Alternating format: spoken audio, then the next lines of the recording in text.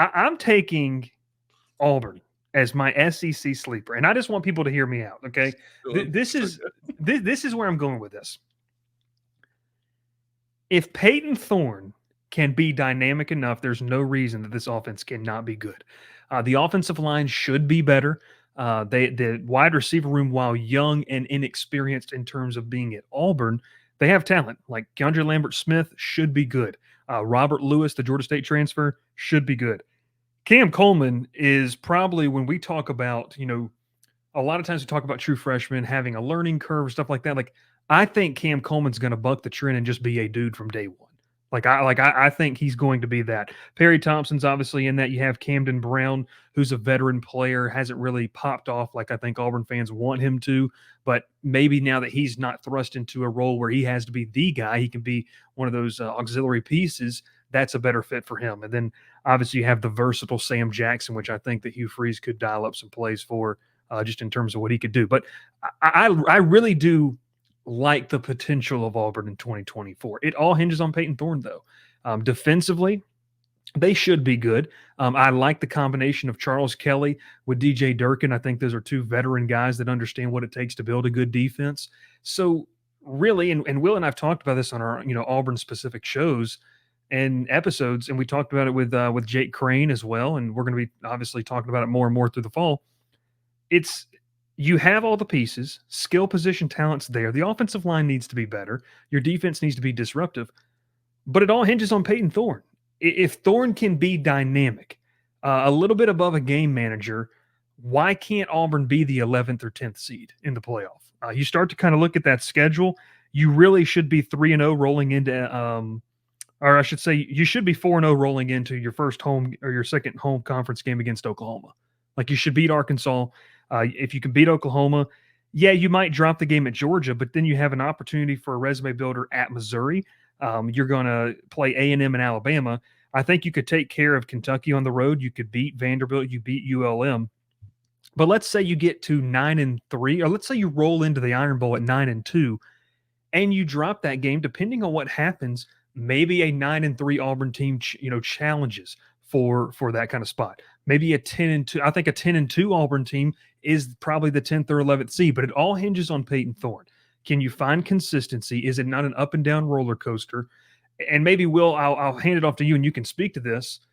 Maybe Thorne's still going to have to use his legs, but if he's not timid in throwing the ball and putting into positions now that he has dudes at the wide receiver position, maybe that was a problem last year. And I know I just asked you a question that you could go into a whole podcast episode about, but I think that part was the problem. Now he's got dudes that if the trust and chemistry is there, maybe he's not scared to throw it in the tight window or on the one-on-one coverage or the back shoulder fade, because they've got some dudes that really can play at this level, and it's a talented, maybe unproven bunch in Auburn. But I don't know. Am I crazy for thinking that Auburn could maybe find themselves in entering the month of November with a playoff spot on the line?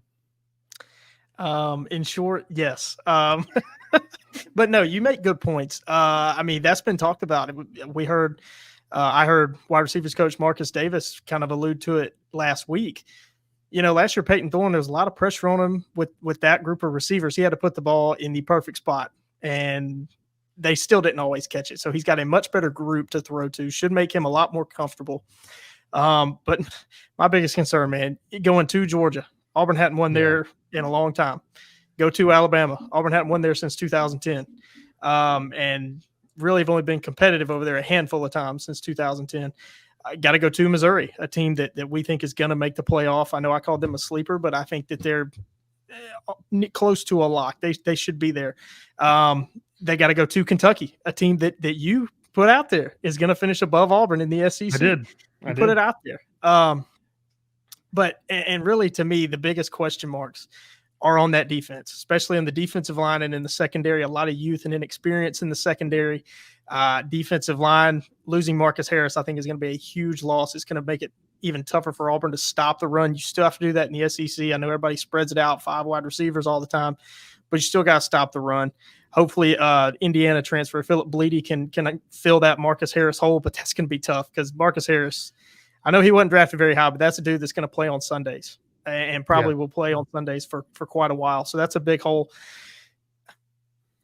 I think Auburn should be better. I mean, looking at the schedule, you got to have 8 wins. And, it's kind of funny. I was thinking when you said that 2017, Auburn very closely became the first team to, and would have been the only team to make the 14 playoff with 2 losses.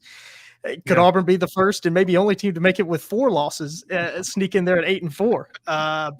It might could happen because Auburn plays a hard schedule, but Yeah. I don't see it. I think you see it. You're more confident than me. But should be better, but it's going to be tough. It's going to be tough. And for any Auburn fans that come across this portion of it, Will's going to be out at practice and out at some media sessions this week for more details, and we'll have a show about that as well. Ralph, any thoughts on Auburn here? I know Will and I kind of summed it up, but just maybe anything that we missed. I will throw in there. Will didn't mention him, but Isaiah Rakes, another guy that they brought in through the Yes. portal, who I think that everyone sees as a physical specimen. So, your thoughts on that? I just want to shout out Dev, obviously, new member. Let's go. Just got to give Thank him you, a little Dev. shout out. Thank you. Dev finally got that job, and now he decided to help us out. So shout out to Dev for getting the full-time job, becoming a working man, and obviously now supporting the show. Anyways. I just want to say I agree, though, with Bryce, with your first statement. It's got to be on Peyton Thorne. It has to start with him. Do we know what's behind Peyton Thorne is able to, lead this team? We don't know. You got a true freshman with Walker White. You got Holden Gainer, who hadn't really had enough playing time.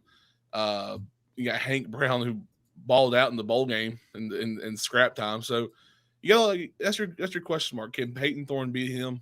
We don't know. I think with the running back room, the receivers obviously super talented. You got Fairweather coming back. That's a freak athlete. You watched him last year. He was probably the shining star receiving wise for Auburn last year, which is not a good thing when your tight end is, unless it's Brock Bowers. Obviously, that's a different story.